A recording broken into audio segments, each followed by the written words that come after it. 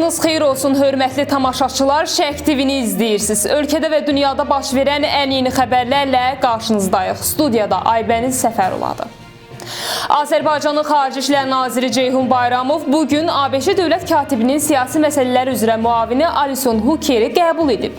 Görüş zamanı tərəflər Azərbaycan-ABŞ əməkdaşlığının genişlənməsi, regional təhlükəsizlik və Azərbaycan-Ermənistan sülh prosesi ətrafında fikir mübadiləsi aparıblar. Söhbət zamanı həmçinin Azərbaycanın əsas hissəsi ilə Naxçıvan Muxtar Respublikası arasında maneəsiz bağlantının yaradılmasına yönələn və ABŞ tərəfindən həyata keçirilən beynəlxalq sülh və rifah naminə Tram marşrutu üzrə işlərin sürətləndirilməsində Bakının maraqlı olduğu vurğulanıb. 200-dən çox vətəndaşın bank kartı məlumatlarına ələ keçirən şəxs saxlanılıb. Bu barədə Daxili İşlər Nazirliyinin kibercinayətkarlıqla mübarizə baş idarəsi məlumat yayıb. Bildirilib ki, keçirilən əməliyyat zamanı özünü kredit mütəxəssisi kimi təqdim edərək vətəndaşları aldadan Kənan Əmrahlı tutulub. Araşdırma nəticəsində məlum olub ki, o sosial şəbəkələrdə güzəştli kredit kampaniyaları ilə bağlı saxta elanlar yerləşdirib.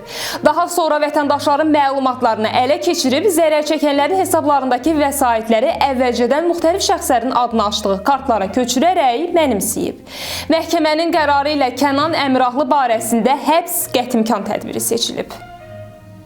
Müğənni Rəqsanə İsmailovanın ev dustaqlığına buraxılması barədə vəsatətə baxılır. Bununla bağlı Sabunçu rayon məhkəməsində iclas keçirilib.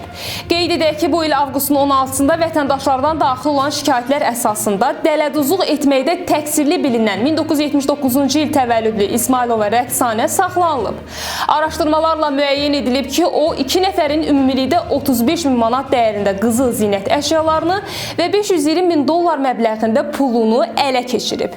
Qeyd edilən faktlarla bağlı İsmailova Rəqsanə barəsində 4 ay müddətinə həbs qətimkan tədbiri seçilib. Ermənistan prezidenti Vaqin Xaçaturyan Cənubi Qafqazda sülh prosesinə dair diqqət çəkən açıqlama verib. O bildirib ki, Ermənistan və Azərbaycan arasında sülhün təmin edilməsi, eləcə də regional layihələrin icrası Cənubi Qafqazı mühüm logistika mərkəzinə çevirə bilər. Prezident bu fikirləri Gürcüstanın dövlət başçısı Mikhail Kavelaşvili ilə birgə brifinqdə səsləndirib.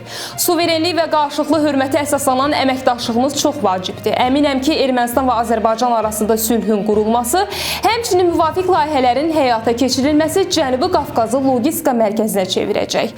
Rifahın təmin edilməsi bizim ortaq məsuliyyətimizdir, deyə Ermənistan prezidenti vurğulayıb. Noyabrın 20-sində ölkədə havanın 22 dərəcə isti olacağı gözlənilir. Milli Hidrometeorologiya Xidmətindən verilən məlumata görə Bakıda və Abşeron yarımadasında hava şəraitinin dəyişkən buludlu olacağı, arabir tutulacağı, əsasən yağmursuz keçəcəyi gözlənilir. Havanın temperaturu gecə 10-14, gündüz 17-22 dərəcə isti olacaq. Rayonlarda isə hava şəraitinin əsasən yağmursuz keçəcəyi gözlənilir. Bəzi yerlərdə arabir duman olacaq. Havanın temperaturu gecə 5-10, gündüz 17-21 dərəcə isti olacaq. Bugünə çatdıracaqlarımız bu qədər. Ən son xəbərləri Şərq TV-dən izləməyə davam edin. Diqqətiniz üçün minnətdarıq.